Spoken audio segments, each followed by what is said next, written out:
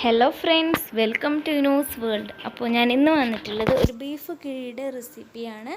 Beef കിഴി വിത്ത് മൈദ ദോശയാണ് ഇന്ന് ഉണ്ടാക്കാനായിട്ട് പോകുന്നത്. അപ്പോൾ എൻ്റെ ഒരു ചാനൽ ആദ്യമായിട്ടാണ് കാണുന്നതെങ്കിൽ ഇതുവരെ സബ്സ്ക്രൈബ് ചെയ്യാത്തവരുണ്ടെങ്കിൽ പ്ലീസ് ഒന്ന് സബ്സ്ക്രൈബ് ചെയ്യൂ.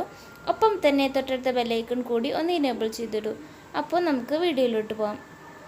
അതിനായിട്ട് ഞാനിവിടെ ഒരു പീസ് വാഴയുടെ ഇല എടുത്തിട്ട് നല്ലപോലെ ഒന്ന് വാട്ടിയെടുത്തിട്ടുണ്ട്.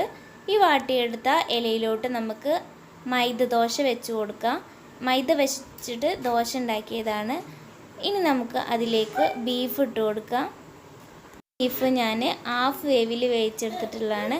ഉപ്പ്, മഞ്ഞൾപ്പൊടി, മുളക് പൊടി, ഗരം മസാല, മല്ലിപ്പൊടി, കുരുമുളക് പൊടി ഇവ ചേർത്തിട്ട് ഒരു ഹാഫ് വേവിൽ വേവിച്ചെടുത്തിട്ടുള്ളതാണ്. ഇനി നമുക്കിതിന് മുകളിലോട്ട് ഒരു ദോശ കൂടി ഇട്ട് കൊടുക്കാം. ഇനി ഇത് നന്നായിട്ടൊന്ന് കെട്ടിയെടുക്കണം.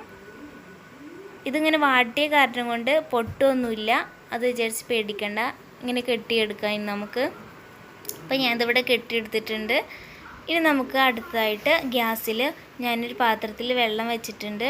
ഇതൊരു ഇഡ്ഡലി ഉണ്ടാക്കുന്ന ചെമ്പാണ്. അതിലേക്ക് നമുക്കിനി കിഴി ഇറക്കി വെച്ച് കൊടുക്കാം. എന്നിട്ട് ഇത് മൂടി വെച്ചിട്ട് ഒരു 15 മിനിറ്റ് ലോ ഫ്ലെയിമിലിട്ടിട്ട് ഒന്ന് വേവിച്ചെടുക്കാം.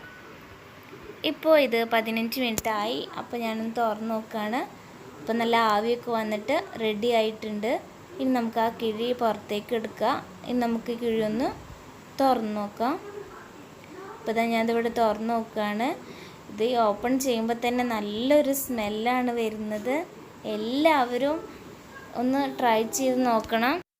എപ്പോഴും ഒരുപോലെ കഴിക്കുന്നതിൽ നിന്ന് ഒന്ന് ഡിഫറെൻ്റ് ഒന്ന് ചിന്തിച്ച് നോക്കുക. എല്ലാവർക്കും ഇഷ്ടപ്പെടും. അപ്പോൾ എൻ്റെ ഒരു വീഡിയോ നിങ്ങൾക്ക് ഇഷ്ടമായിട്ടുണ്ടെങ്കിൽ ലൈക്ക് ചെയ്യാൻ മറക്കരുത്. നിങ്ങളുടെ ഫ്രണ്ട്സ് ആൻഡ് ഫാമിലിക്ക് ഷെയർ ചെയ്ത് കൊടുക്കണം. നിങ്ങളുടെ അഭിപ്രായങ്ങളൊക്കെ കമൻറ്റ് ബോക്സിൽ അറിയിക്കണം. താങ്ക്